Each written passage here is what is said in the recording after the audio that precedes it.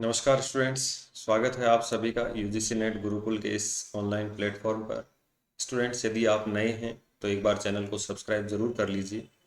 यदि आप UGC net दिसंबर 2025 की तैयारी कर रहे हैं तो हमारे ऑफिशियल ऐप जेआरएफ अड्डा को आप डाउनलोड कर लीजिए और उस पर जो भी आपका पेपर फर्स्ट और पेपर सेकंड है आप उसके अकॉर्डिंग तैयारी करना स्टार्ट कर दीजिए। आज हम जो बात कर रहे हैं ये इससे पहले अपन ने एक वीडियो में भी बात की थी कि पॉलिटिकल साइंस का जो फर्स्ट ग्रेड का पेपर हुआ था तो उस पेपर को लेकर जो चर्चाएं थी कि भाई उसमें पूरे राजस्थान में केवल 6 लोग पास हुए थे, बाकी कोई इस पेपर को क्वालिफाई नहीं कर पाया। तो उसी पेपर का जो दूसरा भाग है उसको लेकर हम आए हैं। पहले 50 क्वेश्चन इससे पहले वाले वीडियो में आप लोगों को चैनल के ऊपर मिल जाएंगे। चलिए शुरुआत करते हैं वीडियो में। क्वेश्चन नंबर जो 51 था कि बुद्धि को आत्मा से और शक्ति को शुद्धता से पृथक करके यूरोपीय क्रांति की विजय भले ही हो सके, किंतु हम यूरोपीय शक्ति के द्वारा विजय प्राप्त नहीं कर सकते। अरविंदो घोष का यह कथन निम्नलिखित में से उनकी किस कृति से संबंधित है? तो ये अरविंदो की कृति है, लेकिन जो अपन बात करें मुख्य रूप से द आइडियल ऑफ कर्म योगिन, ये उनकी कृति से ये जो कोट्स है ये लिया गया है कि बुद्धि को आत्मा से और शक्ति को शुद्धता से पृथक करके यूरोपीय क्रांति की विजय भले ही हो सके, किंतु हम यूरोपीय शक्ति के द्वारा विजय प्राप्त नहीं कर सकते हैं। तो उनका ये जो कथन है ये कहाँ से लिया गया है? द आइडियल ऑफ कर्म योगिनी। नेक्स्ट क्वेश्चन पे अपन चर्चा करें। जो नेक्स्ट क्वेश्चन है वो है कि निम्नलिखित विद्वानों में से किसने अपनी पुस्तक shield of Achilles, war, peace and the course of history में कहा है कि युद्धों के ऐतिहासिक महत्व का कारण यह है कि चाहे वे किसी भी तरह से उत्पन्न हो, वे राज्य के मूल ढांचे को चुनौती देते हैं और अंततः उसे बदल देते हैं, जो कि आखिरकार एक युद्ध निर्माण संस्था है। तो ये फिलिप बॉबिट है, उनका ये कथन था कि जो युद्ध है वो नए राज्य का निर्माण कर देते हैं या पुराने ढांचे को चुनौती देते हैं। नेक्स्ट क्वेश्चन की अपन बात करें। 18वीं लोकसभा के एक सदस्य का प्रतिनिधित्व करने वाले राजनीतिक दलों को पहचानिए। तो इसका जो है ये असम गण परिषद है, बिल्कुल एक सदस्य था। राष्ट्रवादी कांग्रेस पार्टी है, शिरोमणि अकाली दल है और यूनाइटेड पीपल्स पार्टी लिबरल है। तो इनके जो थे इनमें से हर दल का एक एक सदस्य राजनीतिक दलों का प्रतिनिधित्व करता था। तो इसके चारों ऑप्शन सही हो जाएंगे। नेक्स्ट अपन बात करें राम मनोहर लोहिया की समानता की अवधारणा के घटकों की व्याख्या के संबंध में निम्नलिखित में से कौन सा युग्म सही ढंग से मेल नहीं खाता है? ध्यान रखना, नहीं खाता है। तो आंतरिक भौतिक समानता, समाज के भीतर समानता, नहीं, ये गलत हो जाएगा। और बाहरी भौतिक समानता, राज्य के भीतर समानता, ये भी गलत हो जाएगा। इसकी अपन बात करें बाहरी आध्यात्मिक समानता, रिश्तेदारी के रूप में समानता, और आंतरिक आध्यात्मिक समानता, समभाव के रूप में समानता, ये इसके जो है वो सही है, बाकी ऊपर वाले मेल नहीं खाते हैं। तो राइट आंसर 1 और 2 हो जाएगा। अब नेक्स्ट है एक सुदीप कविराज का ये है कि निम्नलिखित विद्वानों में से किसने तर्क दिया कि जाति समूहों ने ऐतिहासिक शर्मिंदगी से टूटने के बजाय वास्तव में संसदीय राजनीति की मांगों के लिए खुद को आश्चर्यजनक रूप से अच्छी तरीके से अनुकूलित किया है? आपने एक टॉपिक पढ़ा भी होगा, जाति के लिए राजनीति और जाति की राजनीति के लिए जाति। और चुनावी राजनीति में उनकी भागीदारी ने जाति के संरचनात्मक गुणों को एक मौलिक रूप में बदल दिया है।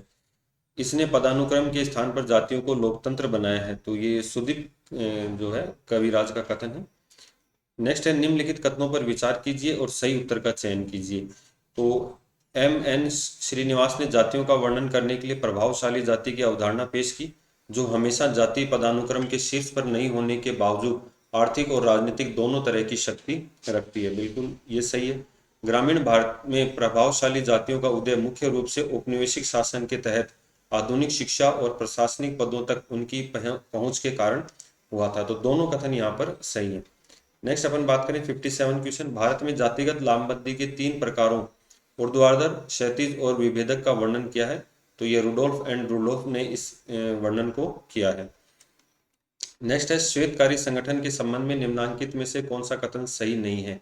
तो ये बाजार उन्मुखी किसान आंदोलन है, महाराष्ट्र के शरद जोशी के नेतृत्व में संगठित किया गया था और यह कृषि में प्रतिस्पर्धा पूंजीवाद की मांग करता है। यह पूर्णतः वैश्वीकरण के विरुद्ध है। तो देखो अब ये दोनों कथन ही अगर आप लोग पढ़ोगे कि यह कृषि में प्रतिस्पर्धी पूंजीवाद की मांग करता है, तो सीधी सी बात है वैश्वीकरण की मांग कर रहा है ये। तो ये गलत हो जाएगा, बाकी सारे कथन इसके सही हो जाएंगे। नेक्स्ट है सूची 1 को सूची 2 से सम्मिलित करना है। तो जो अभियान है उनको अपन सम्मिलित करेंगे, तो इसका राइट आंसर है 3-1-4-2, 3-1-4-2।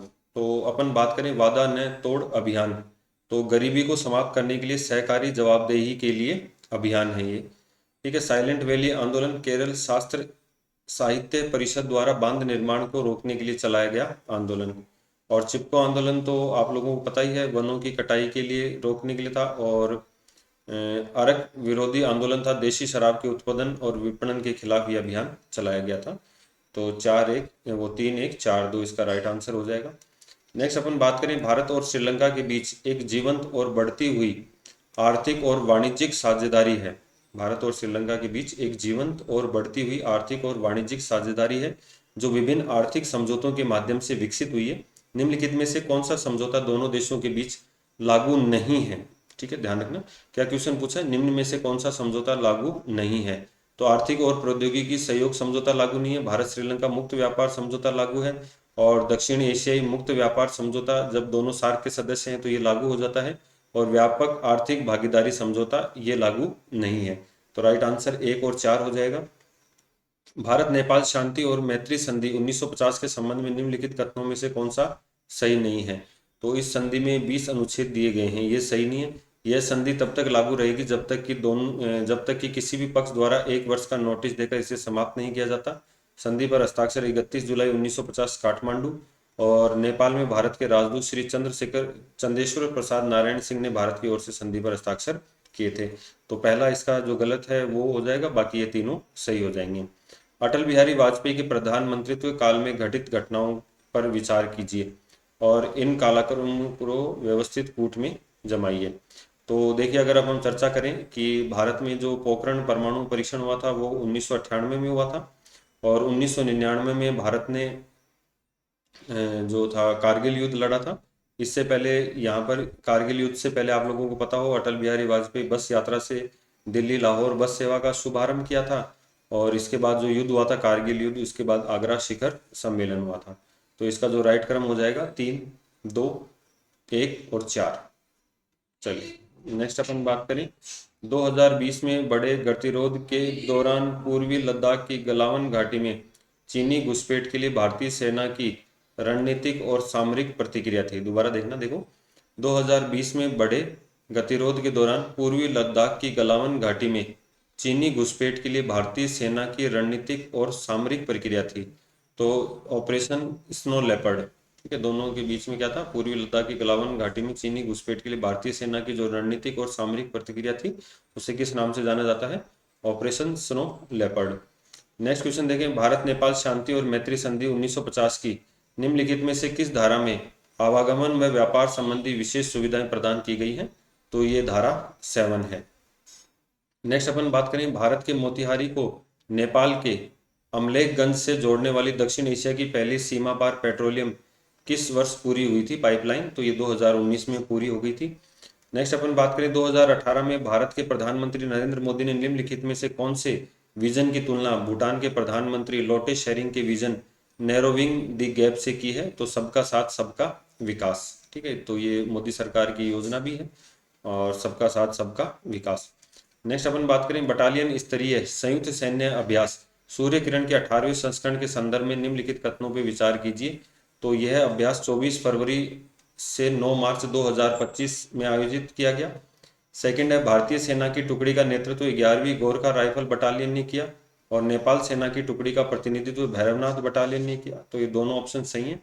अभ्यास का उद्देश्य जंगल युद्ध, पहाड़ों में आतंकवाद विरोधी अभियानों, संयुक्त राष्ट्र चार्टर के तहत मानवीय सहायता और आपदा राहत में अंतर संचालन क्षमता को बढ़ाना है। तो ऐसा कुछ नहीं था सूर्य किरण में, ये दोनों ऑप्शन सही हो जाएंगे, तीसरा गलत हो जाएगा। निम्न में से कौन सा कथन सही नहीं है? तो राजनीतिक व्यवहार पॉलिटिकल बिहेवियर शब्द का पुस्तक के शीर्षक के रूप में सर्वप्रथम टेरेस वॉल ने किया था, बिल्कुल गलत आंसर है ये।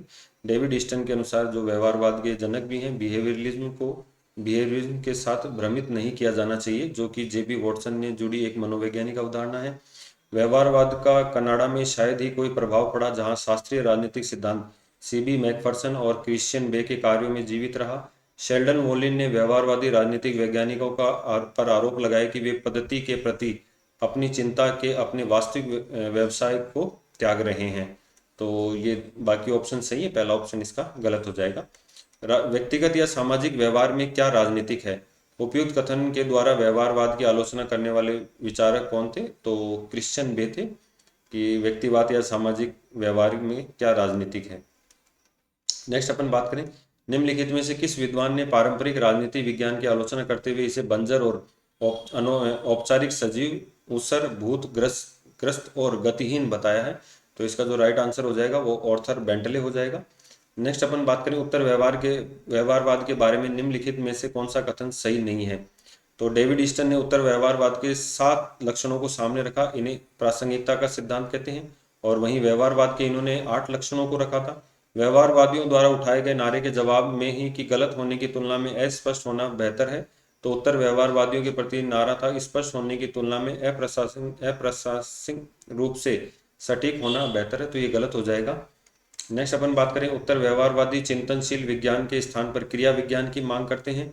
उत्तर व्यवहारवादी राजनीतिक शास्त्रियों को याद दिलाना चाहते हैं कि सभ्यता के मानवीय मूल्यों की रक्षा के लिए सर्वोत्तम प्रयास करना उनकी जिम्मेदारी है। तो इसका जो ऑप्शन 2 है वो गलत हो जाएगा, बाकी सब ऑप्शन सही हो जाएंगे। नेक्स्ट अपन बात करें, व्यवहारवाद के संदर्भ में सामिट और टेननहॉस के निम्नलिखित कथनों पर विचार कीजिए।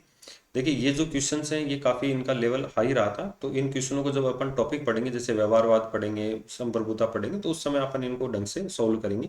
व्यवहारवादी पंथ पूर्व अनुमान क्षमताओं की सहायता के लिए आंकड़ों को मात्रात्मक किए जाने पर बल देता है। लोकतंत्र, समानता और स्वतंत्रता जैसे मूल्यों को वैज्ञानिक रूप से स्थापित किया जा सकता है, इसलिए इन्हें कार्य प्रणाली में शामिल किया जाना चाहिए। तो इसका जो राइट आंसर है वो केवल एक सत्य कथन है, बाकी सेकंड असत्य है। निम्नलिखित में से किस समाजशास्त्री ने राजनीति विज्ञान में व्यवस्था सिद्धांत के प्रयोग को सर्वाधिक प्रोत्साहन दिया? तो रॉबर्ट के मर्टन थे, बिल्कुल। और डेविड ईस्टन के राजनीतिक व्यवस्था के निवेश निर्गत विश्लेषण के संबंध में, यानी कि आगत और निर्गत के संबंध में कथनों पर विचार कीजिए। डेविड ईस्टन ने समाजशास्त्रियों द्वारा व्यवहार में लाए गए संतुलन विश्लेषण की इस आधार पर प्रशंसा की है कि उसमें व्यवस्थाओं की पर्यावरण से आने वाले प्रभावों से निपटने की क्षमता का ध्यान रखा गया है। डेविड ईस्टन ने व्यवस्थात्मक सातत्य को अपने विश्लेषण की केंद्रीय स्थान दिया है। तो इसका केवल जो 2 आंसर है वो सही हो जाएगा, फर्स्ट गलत हो जाएगा। निम्नलिखित में से किस विचारक ने अपनी पुस्तक the structure of scientific revolution के द्वारा व्यवहारवादियों के बिल्डिंग ब्लॉक सिद्धांत की आलोचना की है? तो ये थॉमस कुहन ने इसकी आलोचना की है, जो उत्तर नंबर 2 है वो सही हो जाएगा। 76, निम्नलिखित में से किसने 1956 में प्रकाशित the decision process 7 categories of functional analysis नामक पुस्तक में व्यवस्था प्रक्रियात्मक का अपना प्रारूप दिया था? तो हेराल्ड डी लासवेल थे, इनके द्वारा ये सिद्धांत दिया गया था, प्रकारात्मक संक्रिया का सिद्धांत। राजनीतिक विकास पर लियोनार्ड बाइंडर के शोध के अनुसार निम्नलिखित में से कौन से राजनीतिक विकास के भाग हैं? तो इसका जो राइट आंसर है वो तीनों ABC तीनों हैं। धार्मिक से जातीय पहचान में परिवर्तन, पारलौकिक से अंतर्निहित स्रोतों में वैधता, और अभिजात वर्ग से जन और पर्यावरण से समूह राजनीति सहभागिता में परिवर्तन। तो तीनों ऑप्शन इसके सही हैं। ग्रेबियल आमंड और उनके सहयोगी द्वारा संरचनात्मक कार्यात्मक दृष्टिकोण को समझने के लिए दिए गए 4 इनपुट कार्यों में निम्नलिखित में से कौन शामिल नहीं है? तो नियम अभिव्यक्ति वाला सिद्धांत शामिल नहीं है। निम्नलिखित में से किसने तर्क दिया कि आमंड और बर्बा द्वारा सुझाई गई राजनीतिक संस्कृति की टाइपोलॉजी विश्लेषणात्मक के बजाय वर्णनात्मक मानदंडों पर आधारित है, किसी भी सैद्धांतिक निर्माण को नियोजित नहीं करती है और इसलिए यह गैर व्याख्यात्मक और गैर भविष्य सूचक है? तो ये विलियम बोस्टॉक के द्वारा है। निम्नलिखित में से किस प्रकार की राजनीतिक उप संस्कृति की पहचान डेनियल एलाजार द्वारा नहीं की गई है? तो ये सहसंवेदी संस्कृति की नहीं की गई है, इनके द्वारा व्यक्तिवादी संस्कृति, नैतिकतावादी संस्कृति और परंपरावादी संस्कृति की गई है। 81 क्वेश्चन की अगर अपन बात करें, निम्नलिखित में से किसे लुशियन पाई ने राजनीतिक विकास की दिशा में पहला कदम माना है? तो नेशन स्टेट, राष्ट्रवाद पर आधारित राज्य व्यवस्था को इन्होंने पहला कदम माना है। नेक्स्ट अपन बात करें, राजस्थान विधानसभा चुनाव 2023 में महिला मतदान प्रतिशत पोस्टल बैलेट को छोड़कर कितना रहा? तो कितना डीपली क्वेश्चन था, 74.70 रहा। एकमैन और आमना के ने राजनीतिक सहभागिता के किन 2 प्रकारों में अंतर किया है? तो अव्यक्त और प्रकट में इन्होंने अंतर किया है। नेक्स्ट है 84 क्वेश्चन, सूची 1 को सूची 2 से सुमेलित करना है। तो इसका जो राइट आंसर है वो 4, 3, 1, 2। राइट आंसर क्या होगा? 4 एकल सदस्यीय बहुमत प्रणाली कहाँ से, कहाँ किस देश में? नाइजीरिया में। ठीक है। वैकल्पिक मत प्रणाली है ये ऑस्ट्रेलिया में, मिश्रित सदस्य अनुपातिक प्रणाली है ये हंगरी में, और मिश्रित सदस्य बहुसंख्यक प्रणाली है ये दक्षिण कोरिया में। नेक्स्ट, निम्नलिखित में से किस विद्वान ने सिविल सोसाइटी को राज्य के स्वतंत्र स्वायत्त संघों का एक जाल जो मात्र अस्तित्व या कार्रवाई द्वारा सामान्य सरोकारों के मामले में एक साथ बंधे हुए हैं, सार्वजनिक निधि पर प्रभाव डाल सकते हैं के रूप में परिभाषित किया है? तो ये चार्ल्स टेलर है। भारत में मतदान व्यवहार के संबंध में निम्नलिखित कथनों पर विचार कीजिए। तो भारत में चुनाव परिणाम निर्धारित करने में सत्ता विरोधी लहर एक प्रमुख भूमिका निभाने लगी है, बिल्कुल ये भी है। और समाज में सामाजिक रूप से हाशिए पर पड़े वर्गों के लोकतांत्रिक उभार ने जाति और समुदाय की लामबंदी को बढ़ा दिया है, जिसने स्थानीय और राज्य राजनीतिक दलों की संख्या में तेजी से वृद्धि हुई है। दोनों सही है। भारत में मतदान प्रतिशत एक समान होता है? नहीं, ये घटता बढ़ता रहता है। ये विभिन्न जनसंख्या की और सामाजिक आर्थिक कारकों से प्रभावित नहीं होता है, जबकि ये इनसे प्रभावित होता है। तो केवल एक और दो सही हो जाएंगे। नेक्स्ट बात करें अंतर्राष्ट्रीय संबंधों के अपने सौदेबाजी सिद्धांत के बारे में। थॉमस सी सेलिंग ने अपने सूत्रों को कई तरीकों से नामित किया है सिवाय स्वतंत्र निर्णयों के। तो इन्होंने जो नामित किया है वो सीमित प्रतिकूल संबंध है, अनिश्चित साझेदारी है, अपूर्ण विरोध है। अंतर्राष्ट्रीय संबंधों के राज्य केंद्रित राज्य अभिनेता या बिलियर्ड्स बॉल मॉडल को प्रस्तुत करने के लिए किस दृष्टिकोण की आलोचना की गई? तो ये निर्णय निर्माण सिद्धांत की आलोचना की गई है। नेक्स्ट अपन बात करें द्वितीय विश्व युद्ध के दौरान निम्नलिखित में से किस नेता का कथन है? हम समुद्र तटों पर लड़ेंगे, हम लैंडिंग ग्राउंडों पर लड़ेंगे, हम खेतों और सड़कों पर लड़ेंगे, हम पहाड़ियों में लड़ेंगे, हम कभी आत्मसमर्पण नहीं करेंगे। तो ये विंस्टन चर्चिल का है। राष्ट्रीय शक्ति के एक महत्वपूर्ण तत्व के रूप में राष्ट्रीय चरित्र की भूमिका पर जोर दी थी, तो विंस्टन चर्चिल ने ये कथन कहा था। नेक्स्ट देखेंगे सुजैन स्ट्रेस द्वारा अपनी प्रसिद्ध पुस्तक स्टेट्स एंड मार्केट्स में अंतर्राष्ट्रीय राजनीतिक अर्थव्यवस्था आईपीई में संरचनात्मक शक्ति के निम्नलिखित में से किस आयाम पर विचार नहीं किया है? तो इसने जो विचार किया है वो सुरक्षा संरचना है, उत्पाद संरचना है, ज्ञान संरचना। तो जानने के जनसांख्यिकी संरचना पर इसने विचार नहीं किया है, डेमोग्राफिक पर। नेक्स्ट है राष्ट्रीय हित को बढ़ावा देने के एक आर्थिक उपकरण के रूप में निम्नलिखित में से कौन सा कथन कार्टेल्स के बारे में सही नहीं है? तो कार्टेल्स युद्ध को बढ़ावा देते हैं क्योंकि यह निष्ठाओं को विभाजित करते हैं और लाभ की रुचि उत्पन्न करते हैं जो देशभक्ति से ऊपर है। कार्टेल्स उत्पादन और वितरण पर पाबंदी लगाकर एक राज्य को महत्वपूर्ण युद्ध प्रणाली से वंचित करते हैं, और कार्टेल्स जासूसी और तोड़फोड़ के उपकरणों के रूप में कार्य करते हैं जो संभावित दुश्मनों को वैज्ञानिक जानकारी भेजते हैं। तो कार्टेल्स का उपयोग निरंकुश राज्यों द्वारा नहीं किया जाता, ऐसा तो हो ही नहीं सकता। ये इसका जो गलत हो जाएगा वो फोर्थ ऑप्शन गलत हो जाएगा। संयुक्त राष्ट्र संघ के विषय में निम्नलिखित कथनों को पढ़िए। किसी सदस्य देश के निलंबन की प्रक्रिया का वर्णन संयुक्त राष्ट्र संघ के चार्टर में नहीं है। ये बिल्कुल है इसका वर्णन। कोई वो जो विश्वास नहीं करता इसके नियमों में वो दोष को हटाया जा सकता है जो शांति को फॉलो नहीं करता, लेकिन कोई भी सदस्य चार्टर में वर्णित उपयोग प्रक्रिया का उपयोग कर सदस्यता का त्याग कर सकता है। दोनों ही गलत हैं इसके। वैसे तो त्याग तो कर सकता है, लेकिन कोई भी सदस्य चार्टर में वर्णित प्रक्रिया का उपयोग कर सदस्यता का त्याग कर सकता है त्याग। निम्न इसका जो राइट आंसर होना चाहिए वो केवल एक गलत है और सेकंड सही है। इसका जो राइट आंसर होगा वो ये होगा। निम्नलिखित में से किस विचारक ने यह कहा कि राष्ट्रीय हित की अवधारणा इतनी अस्पष्ट है कि यह अर्थहीन या यहाँ तक कि एक छद्म सिद्धांत है? तो रेडम एरोन ने यह कथन कहा था। यूरोपीय संघ के सदस्य राज्य और इसके प्रवेश के वर्ष को दर्शाने वाले निम्नलिखित में से कौन सा युग्म सही है? तो बुल्गारिया का जो है वो 2007 में प्रवेश हुआ था। ठीक है, और आपने ब्रेग्जिट का सुना ही होगा इसके बारे में। यूरोपीय संघ ईयू के बारे में निम्नलिखित में से कौन सा कथन सही नहीं है? तो इसमें देखिए यूरोपीय आयोग यूरोपीय संघ की कार्यकारी के रूप में कार्य करता है। यूरोपीय संघ की परिषद राष्ट्रीय सरकार का प्रतिनिधित्व करती है। यूरोपीय संघ के 20 सदस्य देश एक समान मुद्रा का प्रयोग करते हैं। तो ये तो सही है। और बाकी यूरोपीय संघ के 20 सदस्य देश शेंगेन मुक्त आवागमन क्षेत्र के भागीदार हैं और आंतरिक सीमा को समाप्त कर दिया है। ये इसका सही नहीं होगा। नेक्स्ट अपन बात करें संयुक्त राष्ट्र संघ के शांति निर्माण आयोग पीस बिल्डिंग कमीशन के संबंध में निम्नलिखित में से कौन सा कथन सही नहीं है? ये अंतर सहकारी सलाहकार निकाय है जो संघर्ष प्रभावित देशों में शांति प्रयासों का समर्थन करता है। ये इसकी स्थापना 31 दिसंबर 2010 को हुई थी, नहीं इससे पहले हो गई थी। 31 सदस्य देश शामिल हैं जिन्हें महासभा, सुरक्षा परिषद और आर्थिक एवं सामाजिक परिषद के द्वारा चुना जाता है।